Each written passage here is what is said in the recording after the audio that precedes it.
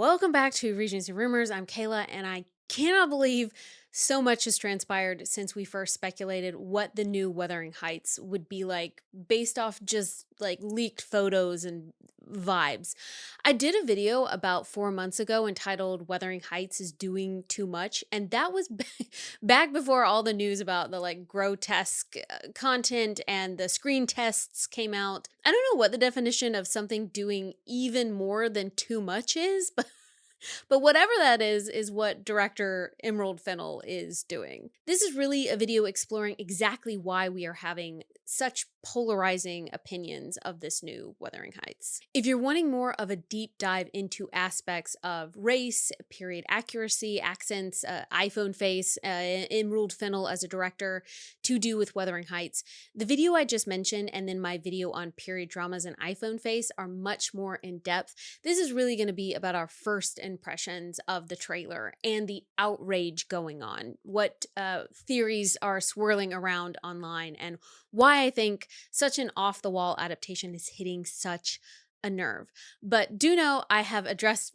more fully aspects of the casting of Jacob Elordi way more in depth in those videos, so do check them out. If you're new to the channel, I make videos on period dramas, history, and historical fiction, both as more like essay style videos and quicker gossipy ranty ones, which is what this is, so buckle up.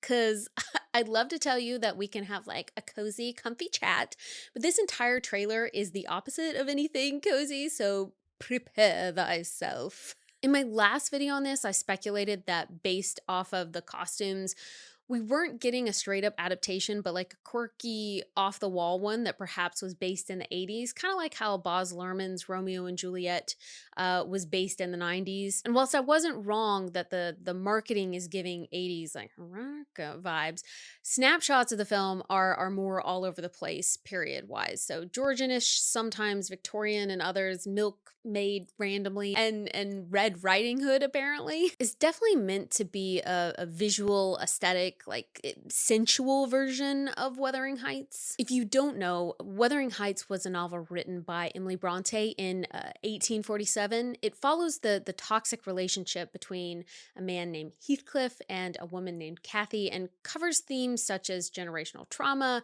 classism, racial prejudice, obsession, and repression.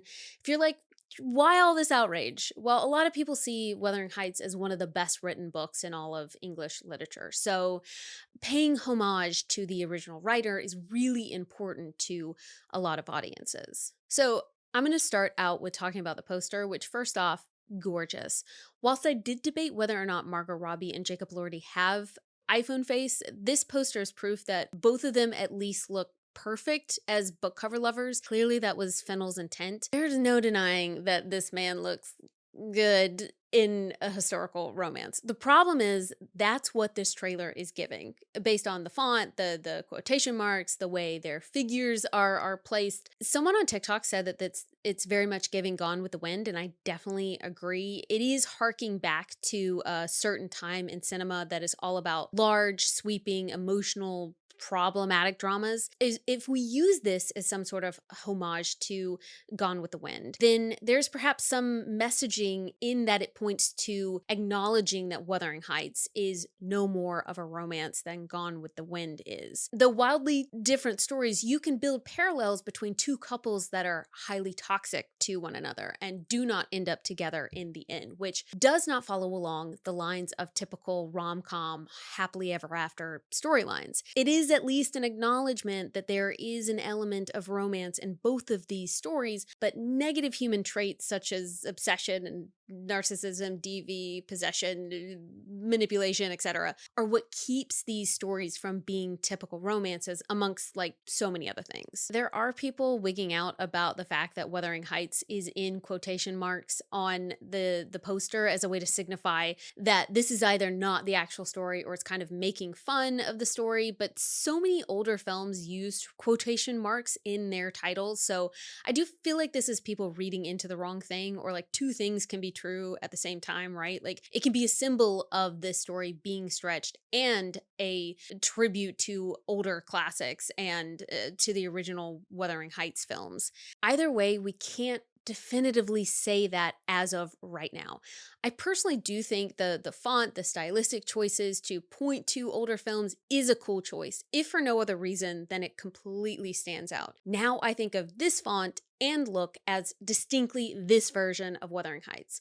I've not seen this kind of lettering in a long time. I think it's an intriguing addition. It does just make me worry about what that's supposed to mean for the actual story of Wuthering Heights. Visually, it does really feel like, based on this poster and first impressions of the trailer, that at the forefront is the gratuitousness, the bawdiness, the spicy 80s vibes over more distinct elements of Emily Bronte's story, such as it being set in Yorkshire, the moors, the mist, the accents. Not to say that those things won't be in the film.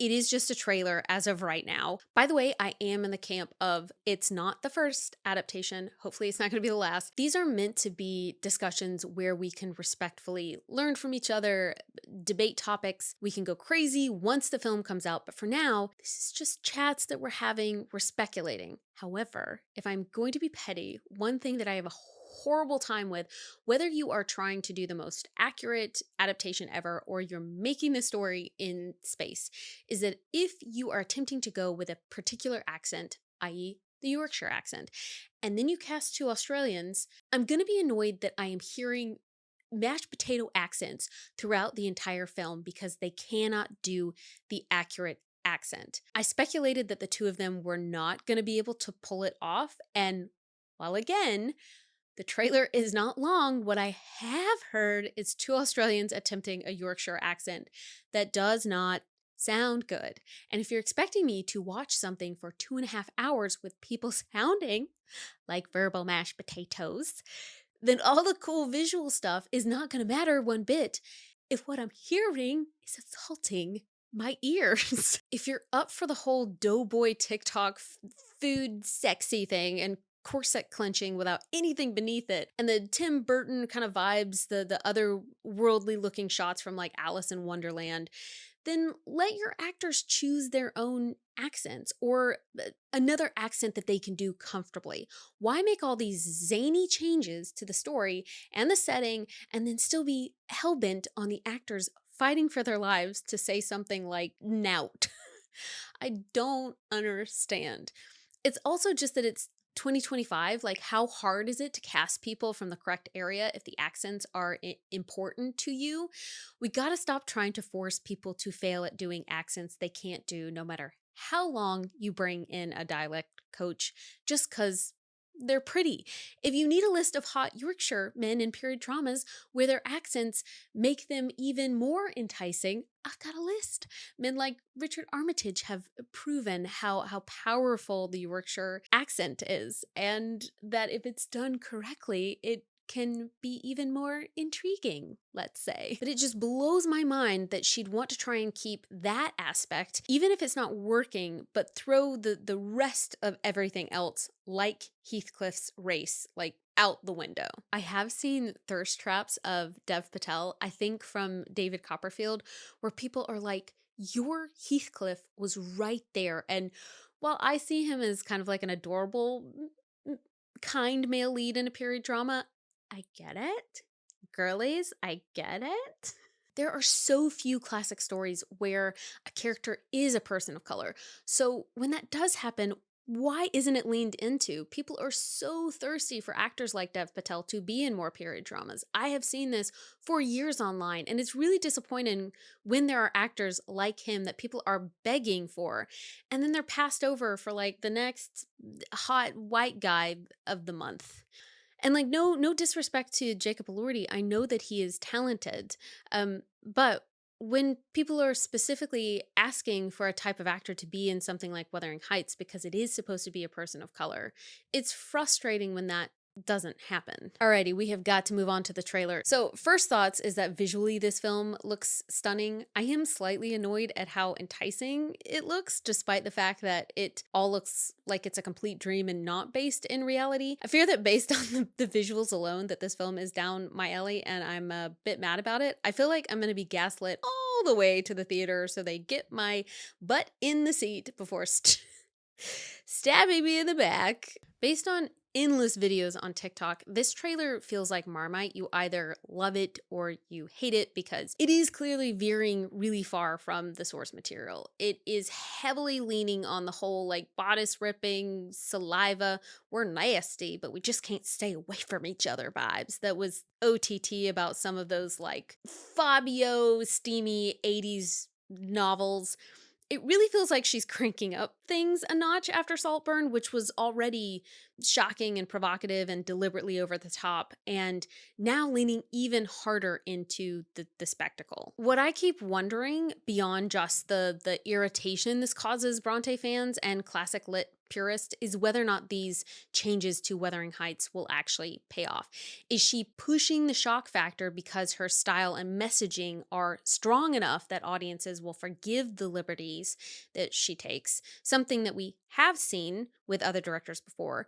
Or is this more about riding the wave of what worked with Saltburn, the controversy, the online discourse, and the signature chaos that people have now come to associate with her as a director? If it's the latter, that does kind of bug me, because then what it feels like is, put aside all the changes to Wuthering Heights for just a second. To me, that feels like lazy territory, because there's this worry that it's less about what actually fits for this specific story, the culture we're living in right now that will make people resonate with the story, or the best use of your performers and talent on the project, and more about maintaining or amplifying a very specific signature style. I've talked about before how certain live action Disney owned shows like Shard Lake fell flat because it was more important to look flush with other Disney shows like Grey's Anatomy or The Good Doctor than it was for Shard Lake to be its own show. And it was canceled, I believe,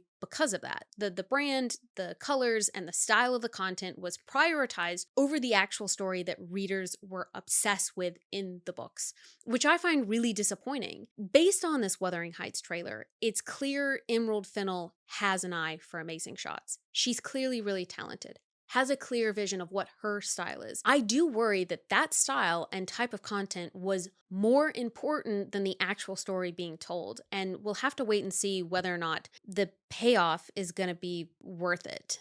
I somewhat agree with a TikToker I saw who suggested that maybe Emerald Fennell just wanted to make a straight up like bodice ripper Victorian spicy film, saying that Hollywood can no longer afford to make something new. They must make movies, sequels, prequels, whatever, with something that already has a big fan base so they can make money. The risk is too high for them now. And that brings us to Wuthering Heights. You can see that there's a difference, right? Like, no one, she's not fooling anyone. And I can't unsee the fact that maybe she's just using the fan base to tell her story, the one that she wanted to tell, but didn't want to take the risk in making something new, so she grasped onto something that already had a fan base and ran with it. I truly think that Hollywood is taking books or movies or something they've already done, taking that fan base and bringing them onto their project because they can't risk making something new. Hollywood tends to play it safe now. They're greenlighting sequels, a franchise installment, or a reinterpretation of a classic novel with a built-in franchise,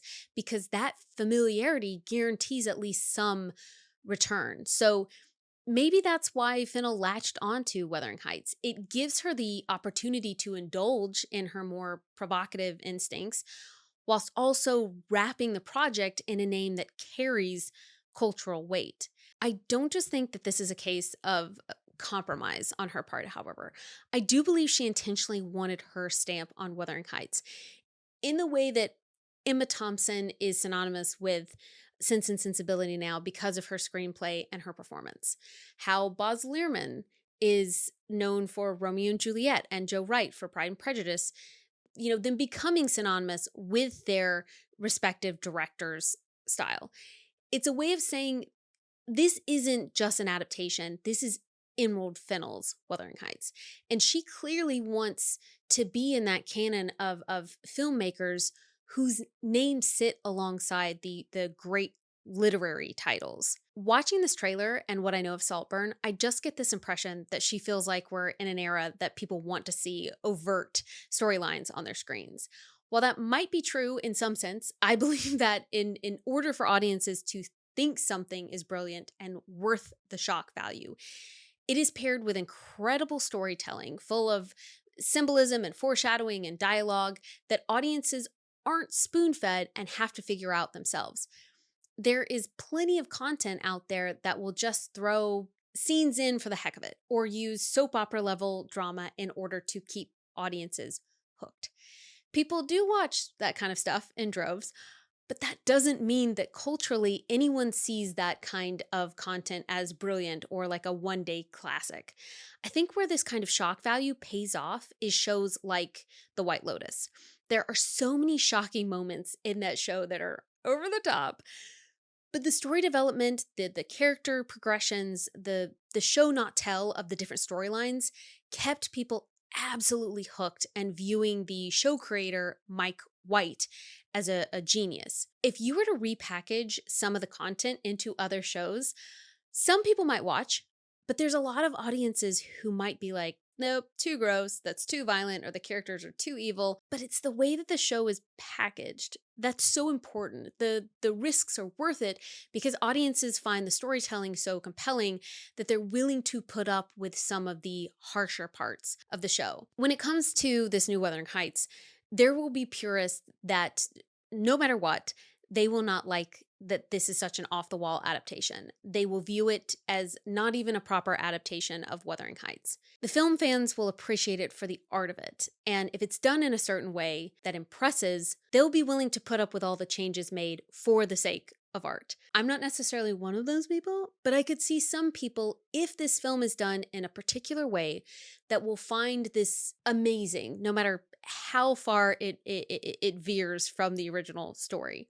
Based on what I know from Saltburn, I personally believe she'll deliver a compelling film full of subliminal messaging, character depth and poignant dialogue, but I wonder whether or not it will be enough for audiences not to question why she didn't just pick like a Victorian bodice ripper rather than specifically Wuthering Heights. I've seen a lot of discourse online along the lines of Wuthering Heights isn't a romance, or this new film is just reducing it to a TikTok style, dark romance bodice ripper.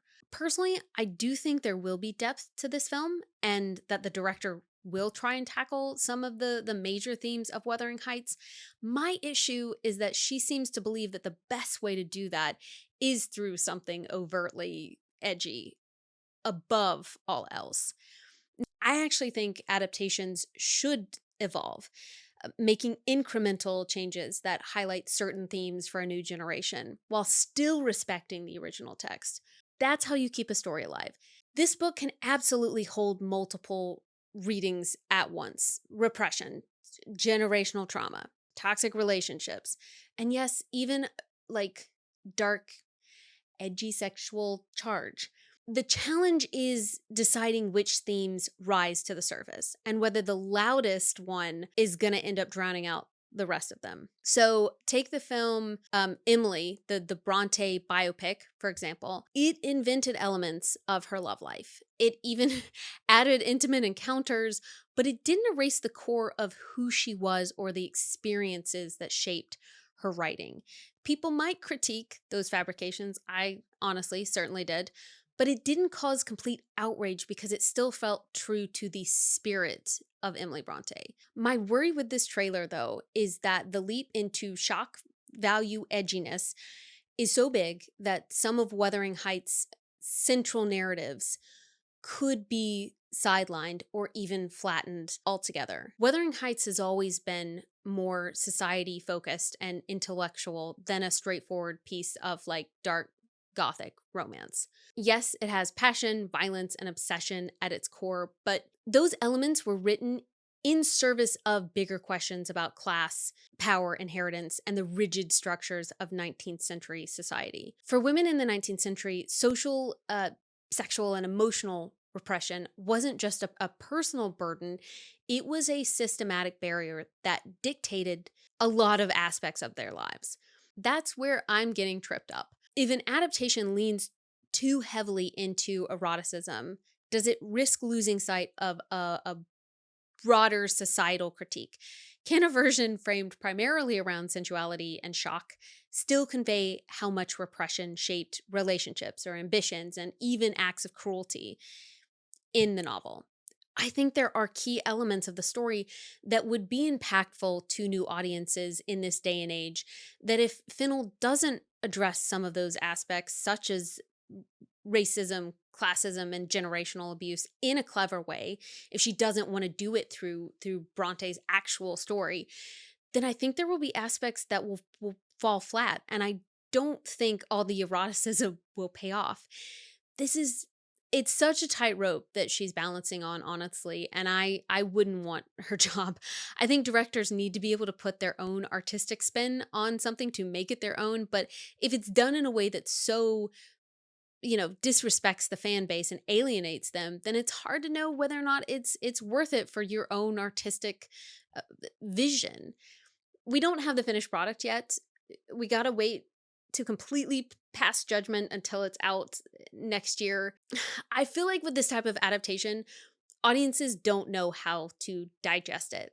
That's why I think this Wuthering Heights is getting so much outrage. When something is a straight up adaptation with small changes to the story or casting, I feel like audiences accept that because they know that directors and screenwriters need to make their um own adaptations, and also that like time does affect adaptations, just like the time in which we live in affects the kinds of stories that we tell and the films that are made. Inherently, most audiences know that and accept that. So, small to medium changes are acceptable for the most part with new adaptations, as long as the story stays the same. Most audiences are also fine with, and in fact love, films based on classic stories. So I'm thinking of adaptations such as Clueless for Emma, Bridget Jones for Pride and Prejudice, The Lion King for Hamlet, Cruel Intentions for Dangerous Liaisons. The core story is the same, but changes to the setting, character, and time period make it unique and enticing to audiences to digest their favorite classic stories in new ways. It's an effective way to pay homage.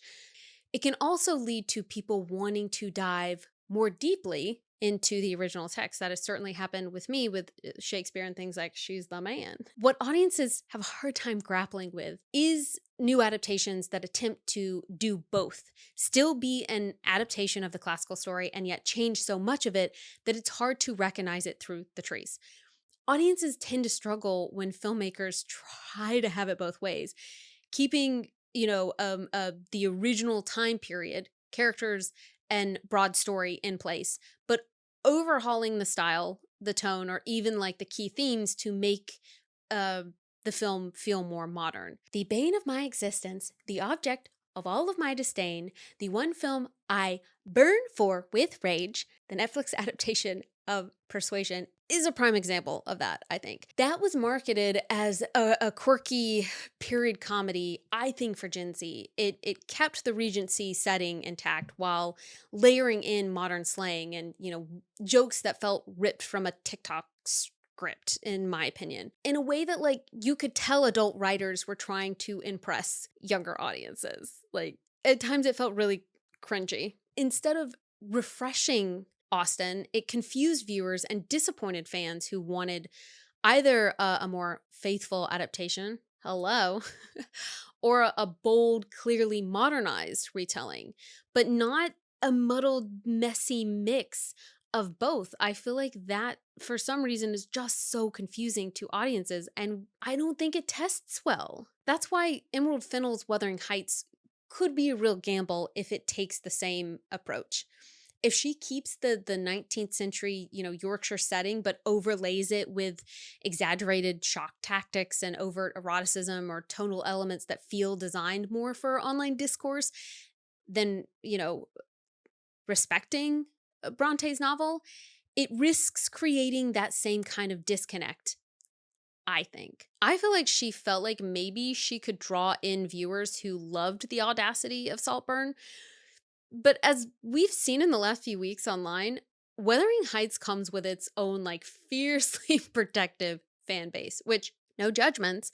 As a Jane Eyre girly, if that was happening to my baby, I might be a little more impassioned. Don't judge me. Don't judge me. I know there's a wife in the attic, okay? I know it's also toxic, but I can't give it up, okay? So don't judge me, Wuthering Heights fans. Don't you judge me. I do think it's important to see the whole film before passing full judgment, but I already find myself uneasy with the sentiment floating around allegedly, allegedly, allegedly. From Fennell, I think also her costume designer made a few comments. There's something going around from the production essentially saying that, like, look, this is just a book. In one sense, this is also just a film, too. But I think that overlooks something crucial. For many people, a film adaptation is their first and sometimes only exposure to a classic story. And the visuals matter. The way characters are styled, the tone of their interactions, and the mood of the setting, that shapes how audiences identify with a story and remember it. I feel like that's where some risks lie. Some people are already worried that new audiences will walk away from seeing this new Wuthering Heights and think that it is simply a dark, romance novel in the style of fast fashion TikTok reads and nothing more. And the reality is, audiences often can treat films as canon. Just like how plenty of people now believe certain details from the 2005 Pride and Prejudice that they believe were in the actual novel when they weren't. The same could easily happen here. Film and TV have a strange way to overwrite public memory, I feel like. So I'm thinking of things like Pocahontas, where people really believe that the love story between John Smith and Pocahontas happened. That is the um, biggest running narrative, even though a large portion of people know that's not true. But what's the loudest narrative? The storyline that happened in Disney's Pocahontas. Another example would be The Crown. Many viewers take some of its fabricated private conversations as fact, and that shapes how they view real historical figures. This could also happen with Wuthering Heights. Heathcliff isn't supposed to be just a tall, dark, and handsome bad boy to lust after. He's a cautionary tale about how societal oppression can breed toxicity and how destructive behaviors can spread across generations. That nuance is essential, and if it's overshadowed by shock value, new audiences might miss the point entirely. And that's why I don't think it's enough to shrug and say, it's just a film. Adaptations do have an impact because they influence how stories are visualized by new generations and internalized for years to come. I'm also not going to be one of those people like outraged claiming that Emily Brontë would be horrified by this adaptation. We've got no idea how she would have felt about this. I don't like making assumptions of dead people. If you know that you evolve over the years and change how you see things sometimes, you have to assume that people in the past could be the same. Wuthering Heights itself was shocking in its own time. The themes of violence and obsession and class transgression, like we've been talking about, and like destructive passion, pushed boundaries in a lot of ways in the Victorian era. And some readers found it indecent. It was always a risky, unsettling book. And maybe she would be up for someone pushing the envelope when she wasn't allowed to back in the day. That could be a huge stretch, but I'm just saying that I think claiming that 100% for sure that an author that you were not in their head about, and we do always have limited information about people, assuming that you know exactly how they would feel about something 100, 200 years later, I feel like is taking a lot of liberties. But if I were Emily Brontë and I had written a classic novel that I could look into a crystal ball and see that people would love for generations later and that people would think was one of the greatest things ever written in the English language, then I would definitely want some of the themes that I cared about to be front and center rather than it being overshadowed by shock value and sex. Well, that's it for me, guys. I'm excited to talk about other adaptations until then because this doesn't come out till Valentine's Day, and Can you imagine going on a first date to see this film? Some people will think that this is a romance, like a pure drama romance, with it coming out on Valentine's Day, and then we'll take somebody on a first date to this film. Can you imagine it? No, thank you. Personally, I am not especially excited to see some of the more like overtly edgy choices in this version of Wuthering Heights, but I will be watching.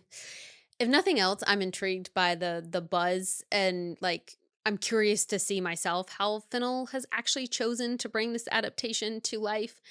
Um, but I will be bringing my husband so that I can shield my face from anything I don't want to see. So, in a lot of ways, it's going to be a great Valentine's Day.